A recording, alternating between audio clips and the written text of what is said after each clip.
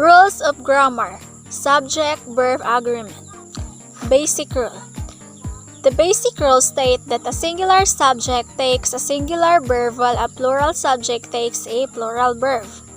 Note: a verb changes whenever its subject changes in number and person. Hint: verbs do not form their plurals by adding an s as nouns do. Examples: artificial inseminations is the process of placing semen into the uterus by artificial means. Second example: the conservationist asks too many questions about reforestation. So this is the examples of basic rules. Rule number 1. Two singular subjects connected by or nor require a singular verb. Examples: my aunt or my uncle is visiting the cattle farm today. So we have the singular verb, which is or, that describe a two singular subject, which is aunt and uncle. Second example: Martha or Lazarus cultivates the land for proposed crop production. So as the same as first example, we had a singular verb, which is or, that describes a two singular subject, which is Martha and Lazarus. Rule number 2. Two singular subjects connected by either or neither nor required a singular verbs as in rule number 1. So examples: neither poultry nor swine production is preferred by close-fisted farmer. So two singular subject was connected by our singular verb, which is neither or nor. So second example: either afforestation or reforestation promotes the conservation of Mother Nature. So as the same as first example, we had the either or, which is describe the singular two subject, as same as first example. In rule number 3, when I is one of the two subjects connected by either or neither nor, put it second and follow it with the singular verb or with the base form of the verb. So example: neither she nor I am studying agriculture, or neither she nor I study agriculture. So in the first, we had but in the second, the was removed. Second example: either Judah or I am joining the forest organization, or either Judah or I join the forestry organization. So same as first example. So rule number 4. When a singular subject is connected by or nor to a plural subject, put the plural subject last and use a plural verb. So example: the shovel or the dull bolus are found in the cabinet. So the singular subject is the shovel, and the singular subject was connected by or, which is the shovel or the dull bolus. So the or was connected to the two subject. Okay, next example: the principal nor the teachers join the symposium about green piggery. So as the same as number 1, the nor, which is the plural verb, was connected to our singular subject. So rule number 5. When a singular and plural subject are connected by either or neither nor, put the plural subject last and use a plural verb. So examples: neither the volunteer nor the social workers are preferred for the community outreach. So the singular and plural subject are connected by either or. So we have the either or the neither. Neither the volunteers nor the workers are preferred the community outreach. So we have here neither nor, which is what the singular use. So next example: Either the president or the constituents are aware of the kaingin farming in the place. So we had here the either or, which is used to describe the singular and plural subject which is connected to either or. Rule number 6. As a general rule, use a plural verb with two or more different subjects when they are connected by and. To show two different subjects in a sentence, each subject is usually introduced by an article or a possessive pronoun. So examples: flora and fauna play an all significant role to human beings. So we have a two plural verb which is flora and fauna that are connected by and. Example: global warming and climate change enkindle the people to change. So same as example number 1, the global warming and climate change was connected to by a word which is and. So rule number 7. Subjects joined by and mean a single idea take a singular verb. So my examples: my sister and confidante shows great support in my endeavor as a future agriculturist. So the subject of this is that joined by and. The next, grilled ham and cheese is what we often have for snacks after our forestry review class. So same as first example, the two subjects are joined by and, which is connected to grilled ham and cheese to create a sentence. Okay, so rule number 8. If the subjects and the verb in a sentence are interrupted with an intervening phrase introduced by including, along with, together with, as well as, beside, or etc., the verb must still agree with the simple subject. So example: tree planting as well as tree parenting embraces the act of environmental protection. So here, at this example, so we had the as well as, which is the intervening phrases. So this as well as was example of intervening phrase which is describe our subject and verb. Okay, so second example. The extensionist along with the members of the team plans to extend the symposium.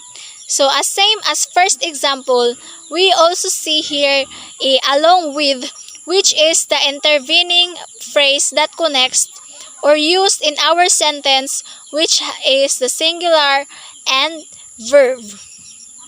So rule number 9.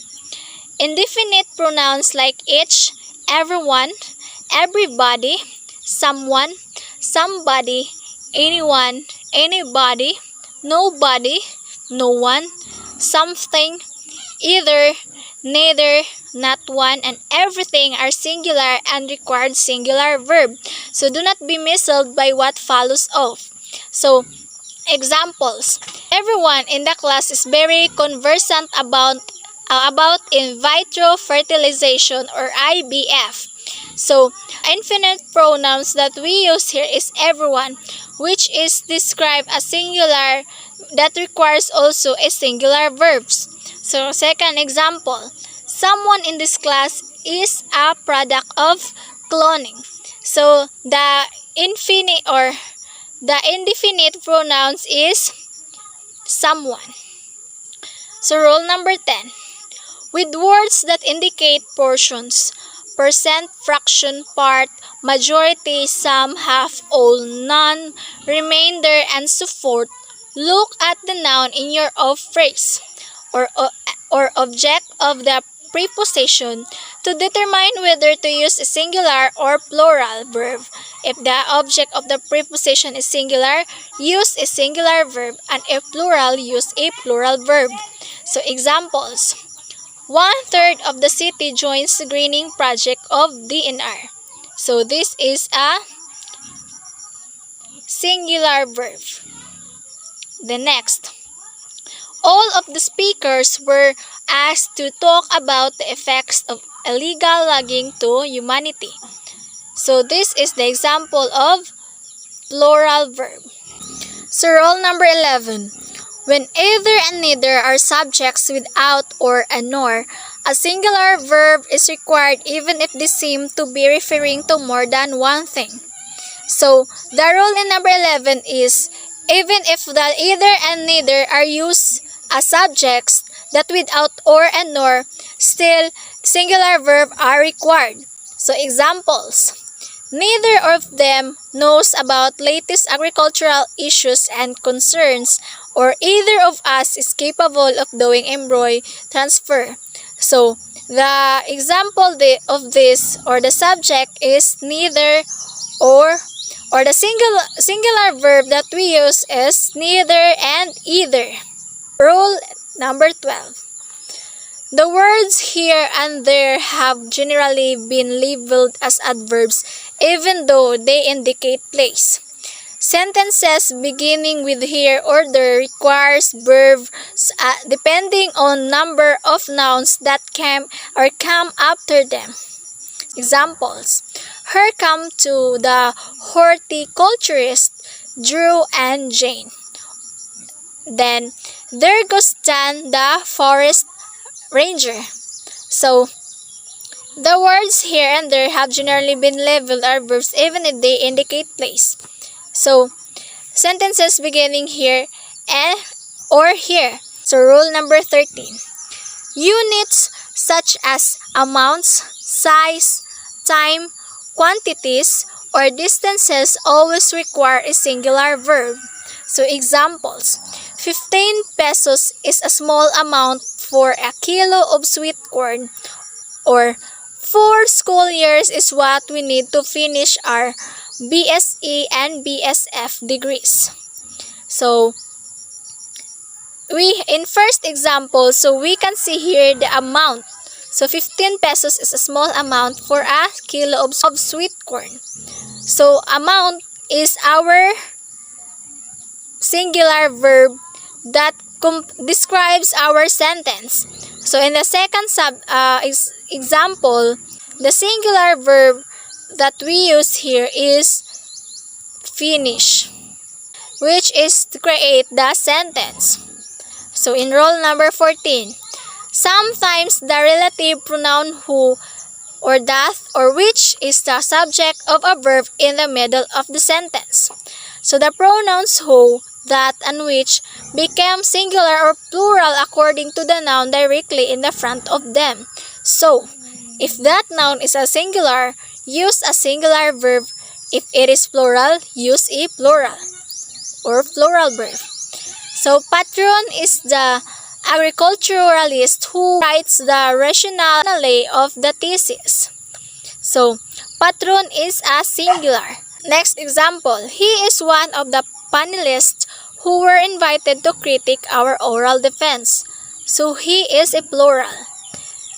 So, the example of the rule number 14 that we use is singular and plural verb, which is patron and he. So, in rule number 15, collective nouns like theme, staff, group, family, crowd, army, or etc. require a singular verb if the members are thought of as acting collectively, and plural if the members are thought of as acting separately. So, examples. The staff is in the meeting for the fast approaching inauguration. So, example of singular verb which is acting collectively. So, second, the staff members are in disagreement about the field day schedule or separate individuals. So, this is a plural because of the members are thought of as acting separately. Rule number 16. The expression which is a number of always requires a plural verb, while the expression which is the number of always requires a singular verb when used as subject. So examples. A number of foresters are planning to file a complaint. The number of qualified applicants for the agricultural job fair has decreased. So the first example was example of a expression which is a number of, which is a plural verb. So the second example, which is the number of qualified applicants for the agricultural job fair has decreased, was example of a expression which is the number of, which is require a singular verb. So rule number 17. Nouns that always come in pairs like scissors, sunglasses, shoes, tongues, sleeves, trousers, pliers, pants, shares, etc. are always plural and require plural verbs unless they are introduced by the expression at the pair of. So examples.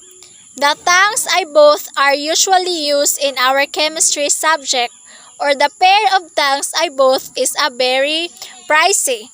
So the noun that we use in these examples are the tongues, which is always required a plural, and which is, if it is a plural, requires a plural verbs unless it was introduced by expression of at and the pairs.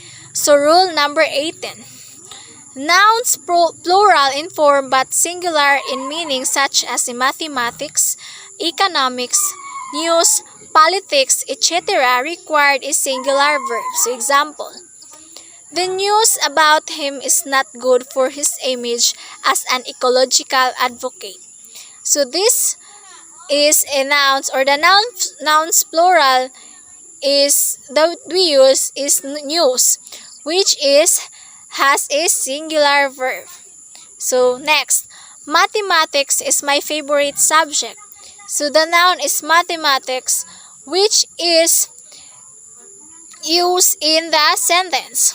Has a singular verbs, which is my favorite. So rule number 19.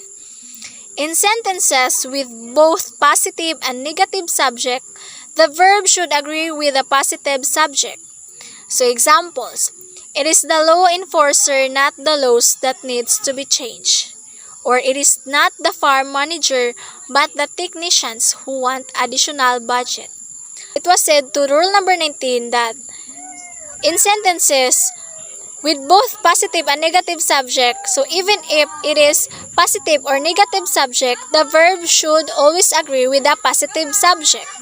So that was a rule number 19. So rule number 20. Titles of books, movies, songs, etc. required a singular verb. So example, Snow White and the Seven Dwarfs is the first Disney movie. Then, Shakespeare's Romeo and Juliet has really made history.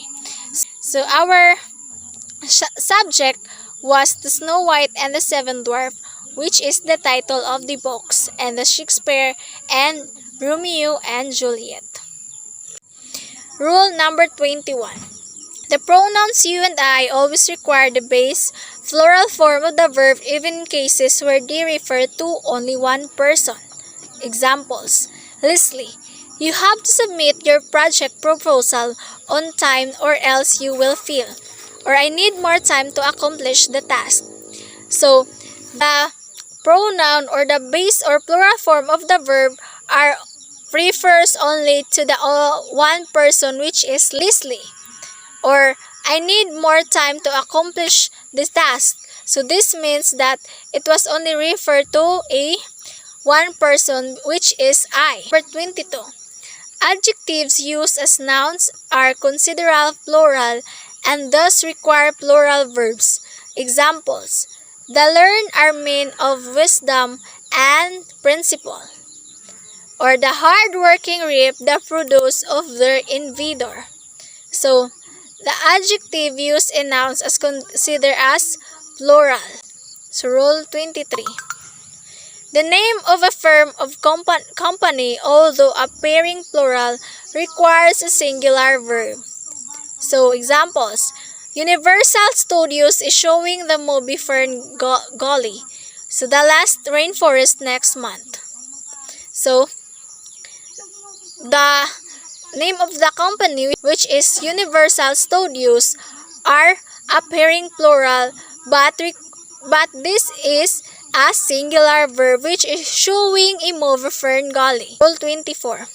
For sentences following the inverted order, the verb still agrees with the subject regardless of the number of the nouns that come before it.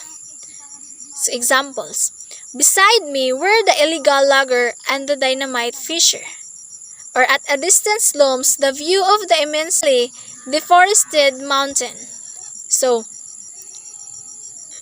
the verb still agrees with the subject regardless of the noun come before it. This means that the sentences or the example was inverted order. So the verb are still agrees with the subject regardless of the number of the noun that become 8. Okay, so that is the example of Rule 24. So that could be all. Thank you.